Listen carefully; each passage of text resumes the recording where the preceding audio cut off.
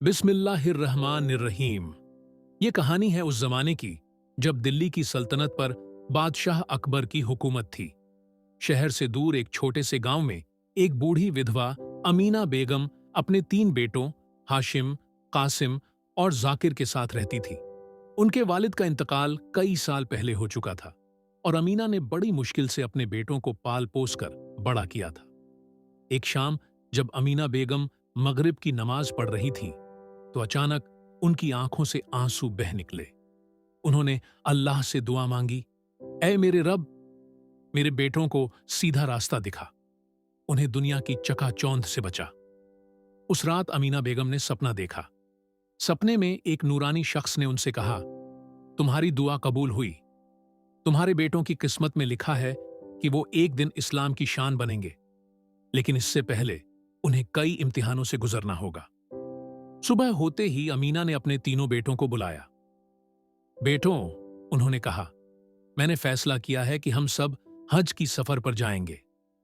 हाशिम, जो तीनों में सबसे बड़ा था, ने हैरानी से कहा, अम्मी जान, हमारे पास तो इतने पैसे नहीं हैं कि हज का सफर कर सकें। अमीना मुस्कुराईं, बेटा, जब अल्लाह सफर का हुक्म देता है तो रास्ता भी खोल देता है। हम कल ही रवाना होंगे। दूसरे दिन अमीना और उनके 3 बेटे हज की सफर के लिए निकल पड़े। रास्ते में उन्हें एक बड़े शहर से गुजरना था। जब वो शहर के बाजार से गुजर रहे थे तो कासिम की नजर एक सोने की दुकान पर पड़ी। दुकान में चमकते हीरे जवाहरात देखकर उसके दिल में लालच पैदा हो गया। अम्मी जान, कासिम ने कहा, क्यों ना हम इस शहर में कुछ दिन रुक जाएं? मैं यहां काम ढूंढ सकता हूं। अमीना ने समझाया, बेटा, हमारा मकसद हज है, दुनिया की चमक दमक से दूर रहो। लेकिन कासिम का दिल अब दुनिया के पीछे भागने लगा था। वह रात भर सो नहीं पाया। उसके जहन में सोने चांदी के सपने आते रहे। अगले दिन जब वो सफर कर रहे थे तो रास्ते में उन्हें एक बूढ़ा आदमी मिला जो जमीन पर गिर पड़ा था। अमीना ने फौरन अपने बेटों से कहा, जल्दी करो, इस बुजुर्ग की मदद करो। हाशिम और जाकिर ने बूढ़े को उठाया, जबकि कासिम खड़ा देखता रहा। बूढ़े ने आंखें खोलीं और अमीना की तरफ देखकर मुस्कुराया। तुम सच्ची मोमिना हो, उसने कहा। अल्लाह तुम्हें और तुम्हारे बेटों को जन्नत नसीब करे। जब वे आगे बढ़े तो अमीना ने अपने बेटों से कहा, बेटों, याद रखो, इंसान की कद्र उसके माल से नहीं बल्कि उसके इखलाक से होती है। शाम को जब वे एक सराय में ठहरे तो कासिम ने चुपके से अपना सामान बांधा और रात के अंधेरे में शहर की तरफ चला गया। उसने सोचा कि वहां जाकर वह अमीर बन जाएगा। सुबह जब अमीना ने कासिम को नहीं देखा तो उनका दिल टूट गया। हाशिम और जाकिर ने उन्हें समझाया, अम्मी जान, चिंता न करें, कासिम को अल्लाह हिदायत देगा। अमीना ने आंसू पोंछते हुए कहा, हर मां का दिल उसके बच्चे के लिए धड़कता है। मैं दुआ करती हूं कि अल्लाह उसे सही रास्ता दिखाए। इस तरह अमीना और उनके 2 बेटे बिना कासिम के आगे बढ़े। रास्ते में उन्हें एक नदी पार करनी थी। जब वे नदी किनारे पहुंचे तो देखा कि एक गरीब परिवार रो रहा है। पूछने पर पता चला कि उनका इकलौता बेटा नदी में बह गया है। अमीना ने हाशिम से कहा, बेटा, इस परिवार की मदद करो, हो सकता है तुम्हारा भाई भी कहीं मुसीबत में हो। हाशिम ने फौरन नदी में छलांग लगा दी। कई घंटों की मेहनत के बाद वह बच्चे को बचाने में कामयाब हो गया। गरीब परिवार ने अल्लाह का शुक्र अदा किया और अमीना के पैर छुए। जब वे आगे बढ़े तो हाशिम ने अपनी मां से पूछा, अम्मी जान, आपने मुझे उस बच्चे को बचाने के लिए क्यों कहा? हमें तो अपना सफर जल्दी पूरा करना है। अमीना ने मुस्कुराकर जवाब दिया, बेटा, इंसानियत की खिदमत ही असली इबादत है। जो दूसरों के काम आता है, अल्लाह उसके काम आता है। इधर कासिम शहर में पहुंच चुका था। उसने एक सोने के सौदागर के यहां नौकरी शुरू की। शुरू में तो वह ईमानदार था, लेकिन धीरे धीरे उसके दिल में लालच ने जगह बना ली। वह चोरी छिपे दुकान का सोना निकालने लगा और उसे बेचकर पैसे जमा करने लगा। एक रात जब वह दुकान से सोना चुरा रहा था तो सौदागर ने उसे पकड़ लिया। सौदागर ने गुस्से में कहा, तुझे सजाए मौत दी जाएगी। कासिम ने माफी मांगी, मैंने गलती कर दी, मुझे माफ कर दो। मेरी बूढ़ी मां मेरा इंतजार कर रही होंगी। सौदागर ने सुनकर उसे छोड़ दिया, लेकिन कासिम को शहर छोड़कर जाना पड़ा। वह बेघर और बेकार हो गया। उसे अपनी गलती का एहसास होने लगा और वह अपनी मां को याद करके रोने लगा, जबकि अमीना और उनके दो बेटे हज की सफर जारी रखे हुए थे। हर कदम पर अमीना अपने बेटों को इल्म और अखलाक की सीख देती रहती थी। वो कहती थी, बेटों, दुनिया फानी है, असली मकसद अल्लाह की रजा हासिल करना है। कई हफ्तों के सफर के बाद वे मक्का शहर के करीब पहुंचे। रास्ते में उन्हें एक और इम्तिहान का सामना करना पड़ा, लेकिन यह इम्तिहान उनके ईमान को और मजबूत करने वाला था। जब अमीना बेगम और उनके दो बेटे मक्का से महज कुछ कोस दूर थे, तो अचानक एक भयानक तूफान आ गया। रेत का बवंडर आसमान से आता दिख रहा था और हवा ने इतनी तेज रफ्तार पकड़ ली कि सबकी आंखें खुली नहीं रह सकती थीं। हाशिम ने अपनी मां को संभाला और जाकिर ने आसपास की एक गुफा देखकर सबको वहां ले चला। गुफा के अंदर अंधेरा था, लेकिन सुरक्षा थी। अमीना ने अपने दोनों बेटों को कुरान की आयतें सुनानी शुरू कीं। उनकी आवाज में इतना सुकून था कि तूफान का डर भी दूर हो गया। बेटों, अमीना ने कहा, जब इंसान अल्लाह का नाम लेता है तो हर मुसीबत आसान हो जाती है। तूफान थमने के बाद जब वे गुफा से बाहर निकले तो देखा कि रास्ता बदल चुका था। सारे निशान मिट गए थे। हाशिम ने हिम्मत बंधाई, अम्मी जान, चिंता न करें, अल्लाह हमें सही रास्ता दिखाएगा। तीनों ने फिर से सफर शुरू किया। चलते चलते उन्हें एक बूढ़ा आदमी दिखाई दिया जो एक पेड़ के नीचे बैठा रो रहा था। अमीना ने हाशिम से कहा, जाओ बेटा, देखो इस बुजुर्ग को क्या परेशानी है। हाशिम ने पूछा, चाचा, आप क्यों रो रहे हैं? बूढ़े ने बताया, मेरा इकलौता बेटा बीमार है और मेरे पास दवा के लिए पैसे नहीं हैं। मैं मक्का जा रहा था, लेकिन रास्ता भटक गया हूं। अमीना ने फौरन अपनी जेब से आखिरी कुछ सिक्के निकाले और बूढ़े को दे दिए। ले जाओ भाई, उन्होंने कहा, अपने बेटे का इलाज करवाओ, अल्लाह तुम्हें शिफा देगा। बूढ़ा आदमी उनका आभार जताता हुआ चला गया। जाकिर ने पूछा, अम्मी जान, हमारे पास तो खुद बहुत कम पैसे हैं, आपने सारे पैसे क्यों दे दिए? अमीना मुस्कुराई, बेटा, जो अल्लाह के नाम पर देता है, अल्लाह उसे कई गुना बढ़ा कर देता है। हमारा रिस्क तो हमें हर हाल में मिलेगा। उनकी यह बात सच साबित हुई। कुछ ही दूर चलने पर उन्हें रास्ते में एक व्यापारी का कारवां मिला। व्यापारी ने उनकी हालत देखी तो दया आ गई। उसने न सिर्फ उन्हें खाना दिया, बल्कि मक्का तक का सफर भी साथ करने का वादा किया।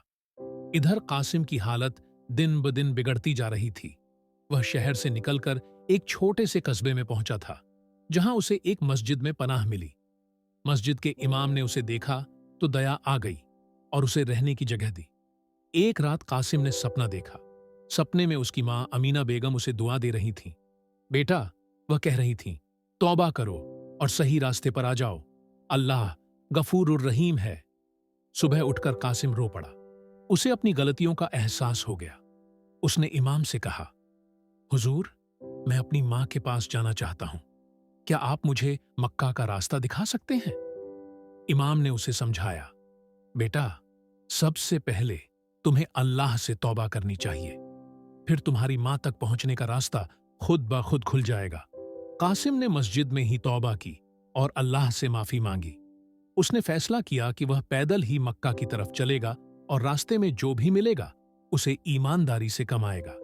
जबकि अमीना और उनके दो बेटे अब मक्का शहर के बिल्कुल करीब थे। शहर की रौनक देखकर जाकिर की आंखों में आंसू आ गए। अम्मी जान, उसने कहा, हमारा सफर आखिरकार पूरा हो गया।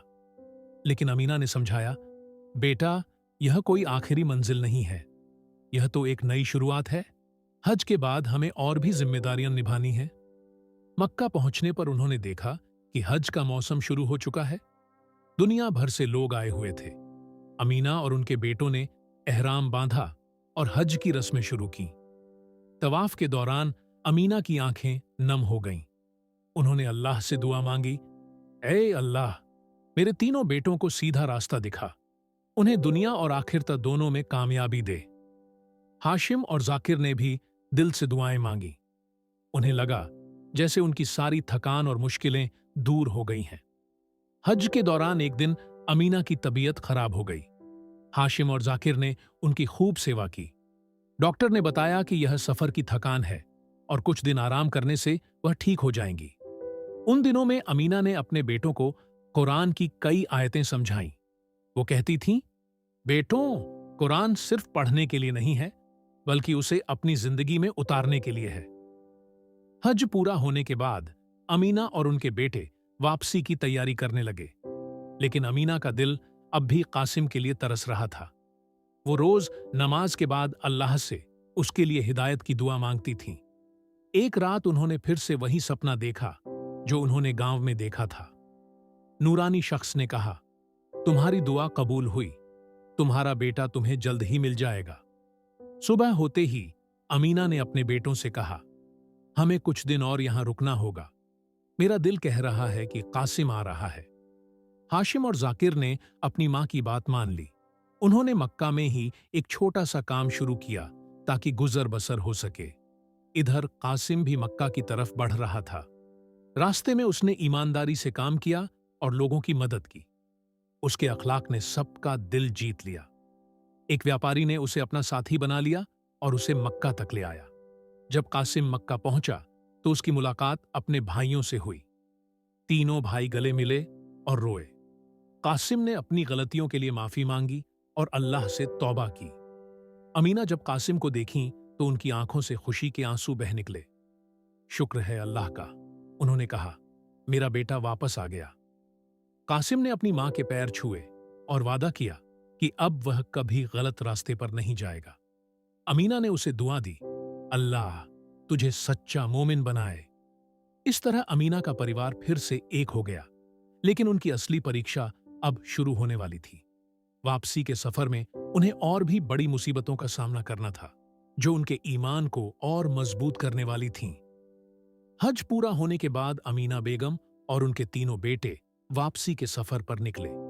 इस बार उनके साथ कासिम भी था, जो अब पूरी तरह बदल चुका था। उसने अपनी सारी बुरी आदतें छोड़ दी थीं और अब वह कुरान की तिलावत और नमाज पर पूरा ध्यान देता था।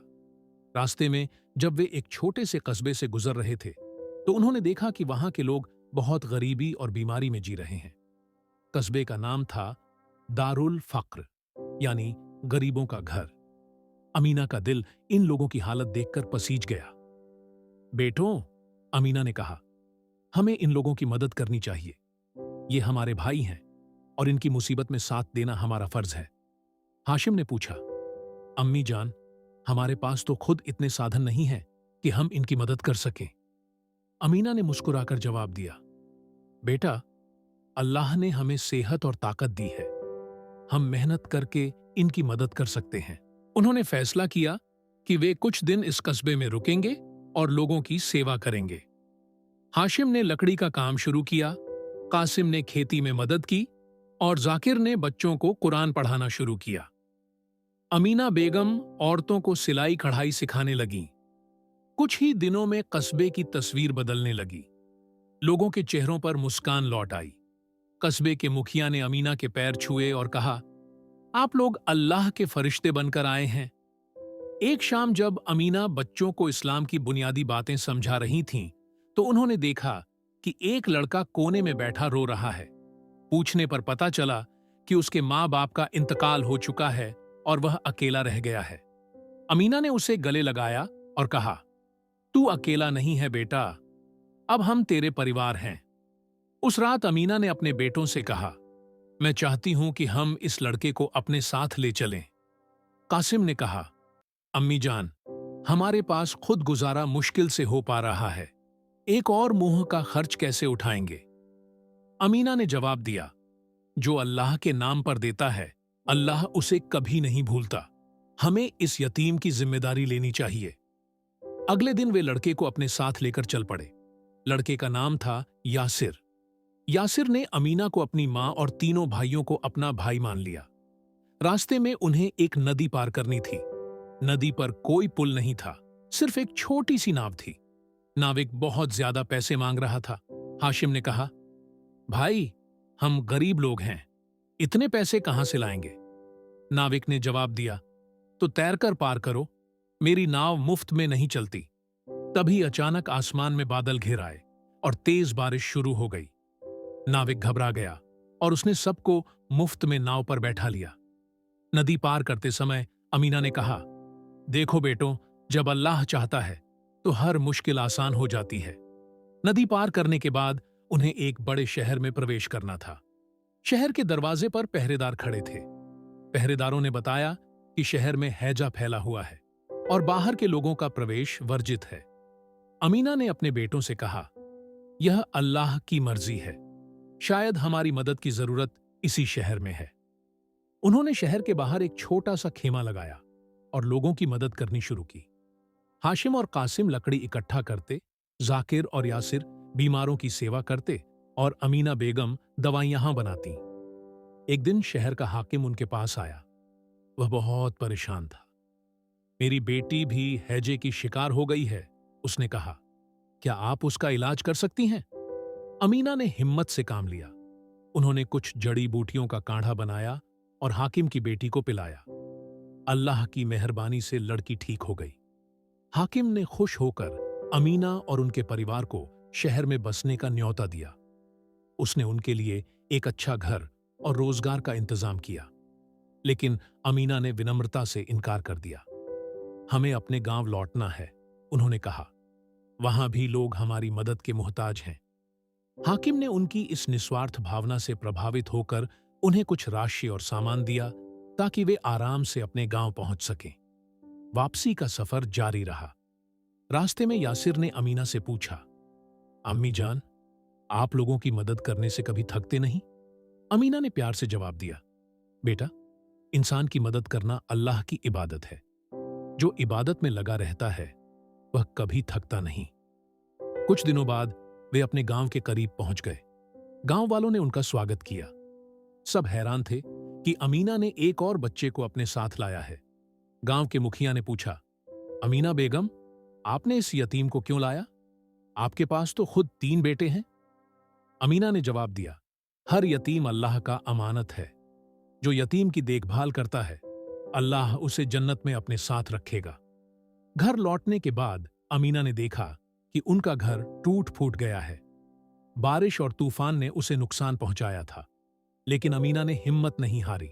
उन्होंने अपने बेटों से कहा, चलो हम मिलकर अपना घर फिर से बनाएंगे। सभी ने मिलकर काम शुरू किया। हाशिम और कासिम मरम्मत का काम करते, जाकिर खाने का इंतजाम करता और यासिर छोटे मोटे कामों में हाथ बटाता। अमीना बेगम सबको हौसला देती। कुछ ही हफ्तों में उनका घर फिर से बन गया। इस बार वह पहले से भी अच्छा और मजबूत था। गांव वालों ने भी उनकी मदद की और सबने मिलकर एक छोटी सी मस्जिद भी बना दी। एक रात अमीना ने फिर से सपना देखा। सपने में नूरानी शख्स ने कहा, तुमने जो कुछ किया, अल्लाह तुमसे राजी है। तुम्हारे बेटों और यासिर को अल्लाह ने कबूल कर लिया है। सुबह होते ही अमीना ने अपने परिवार को इकट्ठा किया और कहा, अल्लाह ने हमें एक नया काम दिया है। हमें इस गांव में एक मदरसा खोलना है ताकि बच्चों को इस्लामी तालीम मिल सके। सबने खुशी खुशी इस प्रस्ताव को स्वीकार किया।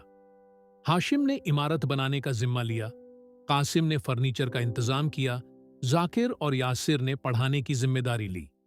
इस तरह अमीना और उनके परिवार ने गांव में एक नई रोशनी की शुरुआत की। लेकिन उनकी असली कहानी अब शुरू होने वाली थी, जब उनके इस काम से कुछ लोग नाराज हो गए और उन्हें नई मुसीबतों का सामना करना पड़ा। मदरसे की नींव रखने के कुछ ही दिन बाद गांव के कुछ लोगों ने विरोध करना शुरू कर दिया। उनका नेता करीमुद्दीन था, जो गांव का एक धनी जमींदार था। उसने लोगों को भड़काया, अमीना बेगम हमारे बच्चों को जहन्नुम का रास्ता दिखा रही है। ये मदरसा हमारी संस्कृति को खत्म कर देगा। एक शाम करीमुद्दीन अपने साथियों के साथ अमीना के घर पहुंचा। अमीना बेगम, उसने गुस्से से कहा, आप इस मदरसे का निर्माण रोक दें, वरना हम इसे तोड़ देंगे। अमीना ने सब्र से काम लिया। भाई करीमुद्दीन, उन्होंने कहा, यह मदरसा सिर्फ इस्लामी तालीम के लिए है। यहां बच्चों को अच्छे संस्कार और इल्म दिया जाएगा। लेकिन करीमुद्दीन नहीं माना। उसने अपने लोगों के साथ मदरसे की नींव खोदनी शुरू कर दी। हाशिम और कासिम ने रोकना चाहा, लेकिन अमीना ने उन्हें रोक दिया। बेटों, जबरदस्ती से कुछ हासिल नहीं होता। हमें सब्र और दुआ से काम लेना चाहिए। उस रात अमीना ने तहज्जुद की नमाज में खूब रो रो कर दुआ मांगी, ऐ अल्लाह, इन लोगों को हिदायत दे, उनके दिलों को नर्म कर। अगले दिन एक अजीब घटना हुई। करीमुद्दीन का इकलौता बेटा अचानक बीमार पड़ गया। डॉक्टरों ने जवाब दे दिया कि अब कोई उम्मीद नहीं है। करीमुद्दीन बिलख बिलख कर रोने लगा। करीमुद्दीन की बीवी ने सलाह दी, क्यों ना हम अमीना बेगम के पास चलें? हो सकता है अल्लाह उनकी दुआ से हमारे बेटे को शिफा दे दे। मजबूरन करीमुद्दीन अमीना के पास गया। उसने उनके पैर पकड़ लिए। अमीना बेगम, मैंने बहुत बड़ा गुनाह किया है, मेरे बेटे की जान बचा लीजिए। अमीना ने उसे उठाया और कहा, भाई, तुम्हारा बेटा मेरा भी बेटा है, चलो हम उसके पास चलते हैं। अमीना करीमुद्दीन के घर गईं और बीमार बच्चे के सिरहाने बैठकर कुरान की आयतें पढ़नी शुरू कीं। फिर उन्होंने अल्लाह से दिल से दुआ की। कुछ ही घंटों में बच्चे की तबीयत में सुधार होने लगा। यह देखकर करीमुद्दीन का दिल पिघल गया। उसने अमीना के पैर छुए और माफी मांगी। आज मैंने असली ईमान की ताकत देख ली, उसने कहा। करीमुद्दीन ने न सिर्फ मदरसे के निर्माण में मदद की, बल्कि अपनी जमीन का एक हिस्सा भी मदरसे के नाम वक्फ कर दिया। इस घटना के बाद गांव के और भी लोग मदरसे से जुड़ने लगे। मदरसा बनकर तैयार हुआ तो अमीना ने उसका नाम दारुल हिदायत रखा। जाकिर और यासिर ने बच्चों को पढ़ाना शुरू किया। हाशिम और कासिम ने मदरसे का प्रबंधन संभाला। एक दिन अमीना ने अपने परिवार को इकट्ठा किया। बेटों, उन्होंने कहा, अब हमें इस मदरसे को और बड़ा करना है। हमें और भी बच्चों तक इल्म की रोशनी पहुंचानी है। कासिम ने सुझाव दिया, अम्मी जान, क्यों ना हम एक छोटी सी लाइब्रेरी भी बनाएं जहां किताबें हों। सबने इस विचार को पसंद किया। करीमुद्दीन ने फिर से मदद की और लाइब्रेरी बनवाई। धीरे धीरे मदरसा पूरे इलाके में मशहूर हो गया। आसपास के गांवों से भी बच्चे पढ़ने आने लगे, लेकिन सफलता के साथ ही नई चुनौतियां भी आईं। एक दिन जिले के कलेक्टर ने मदरसे का इंस्पेक्शन करने आना चाहा। करीमुद्दीन ने बताया कि कलेक्टर बहुत सख्त इंसान है और उसे मुसलमानों से नफरत है। हाशिम चिंतित हो गया। अम्मी जान, अगर कलेक्टर ने मदरसा बंद करवा दिया तो? अमीना ने हिम्मत बंधाई। बेटा, अल्लाह जो चाहेगा वही होगा, हमें उसी पर भरोसा रखना चाहिए। जब कलेक्टर आया तो उसने मदरसे का बारीकी से निरीक्षण किया। फिर उसने अमीना से पूछा, आप यहां बच्चों को क्या पढ़ाते हैं? अमीना ने विनम्रता से जवाब दिया, हुजूर, हम बच्चों को कुरान की तिलावत सिखाते हैं, उन्हें अच्छे संस्कार देते हैं और दुनियावी तालीम भी देते हैं। कलेक्टर ने कुछ बच्चों से सवाल पूछे। बच्चों ने इतनी अक्लमंदी से जवाब दिए कि कलेक्टर हैरान रह गया। उसने देखा कि बच्चे न सिर्फ कुरान पढ़ना जानते हैं, बल्कि गणित और अन्य विषयों में भी अच्छे हैं। कलेक्टर ने अमीना से कहा, मैंने आज तक इतना अच्छा मदरसा नहीं देखा, आप सच्ची समाज सेविका हैं। कलेक्टर ने मदरसे को सरकारी मान्यता दे दी और हर महीने अनुदान देने का वादा किया। यह खबर सुनकर पूरा गांव खुशी से झूम उठा। इस सफलता के बाद अमीना ने और भी प्रोजेक्ट शुरू किए। उन्होंने औरतों के लिए सिलाई कक्षाएं शुरू की, गरीब बच्चों के लिए मुफ्त कोचिंग की व्यवस्था की और बुजुर्गों के लिए एक छोटा सा आश्रम बनवाया।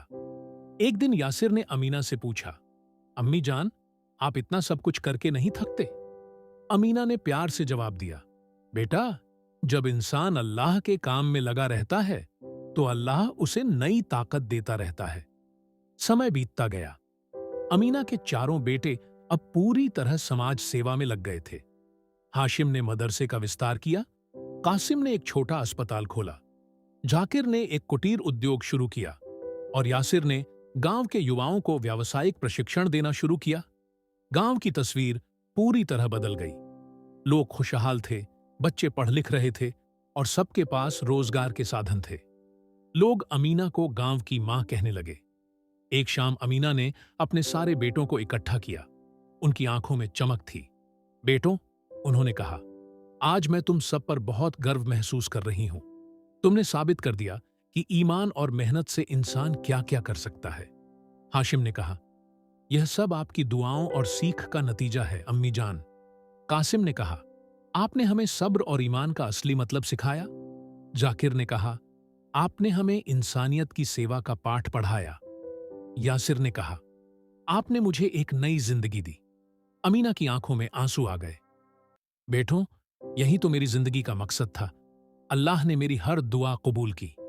उस रात अमीना ने फिर से वही सपना देखा जो उन्होंने कई साल पहले देखा था। नूरानी शख्स ने कहा, तुम्हारा मिशन पूरा हो गया है, अब तुम आराम कर सकती हो। सुबह होते ही अमीना ने अपनी आखिरी इच्छा जाहिर की। बेटो, मैं चाहती हूं कि तुम इस काम को आगे बढ़ाते रहो और लोगों तक इल्म और हिदायत की रोशनी पहुंचाते रहो। कुछ दिनों बाद अमीना बेगम ने दुनिया से रुखसत ली। उनका इंतकाल शांति से हुआ, मानो वो सो रही हों। पूरा गांव उनके जनाजे में शामिल हुआ। लोग उन्हें अलविदा कहने आए।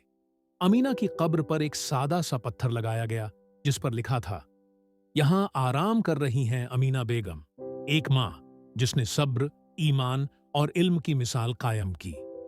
आज भी जब कोई दारुल हिदायत मदरसे को देखता है तो अमीना बेगम की कहानी याद आती है। उनके बेटों ने उनकी विरासत को आगे बढ़ाया और आज यह मदरसा एक बड़े शैक्षणिक संस्थान के रूप में जाना जाता है।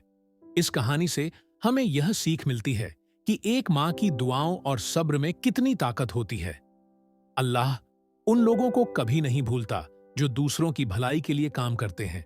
ईमान, सब्र और इल्म, यही तीन चीजें इंसान को दुनिया और आखिरत में कामयाबी दिलाती हैं। ऐ अल्लाह, हमें अमीना बेगम की तरह सब्र करने की ताकत दे, हमें दूसरों की मदद करने का जज्बा दे और हमें इल्म की रोशनी से अपनी जिंदगी रोशन करने की तौफीक दे। आमीन। दोस्तों, अगर आपको यह कहानी पसंद आई हो और आप ऐसी ही दिलचस्प इस्लामिक कहानियां सुनना चाहते हैं तो अब्दुल वाहिद सिंधी चैनल को सब्सक्राइब जरूर करें। बेल आइकन दबाना न भूलें ताकि आप हमारी हर नई वीडियो का नोटिफिकेशन तुरंत पा सकें। आपकी राय हमारे लिए महत्वपूर्ण है। वीडियो को लाइक करें, कमेंट में बताएं आपको कहानी का कौन सा हिस्सा सबसे अच्छा लगा। अपने दोस्तों और परिवार के साथ शेयर करें। आप सबके प्यार और सपोर्ट का शुक्रिया। अल्लाह हम सबको सच्चे ईमान और अच्छे अमल की तौफीक दे। आमीन। अगली वीडियो तक के लिए अल्लाह हाफिज।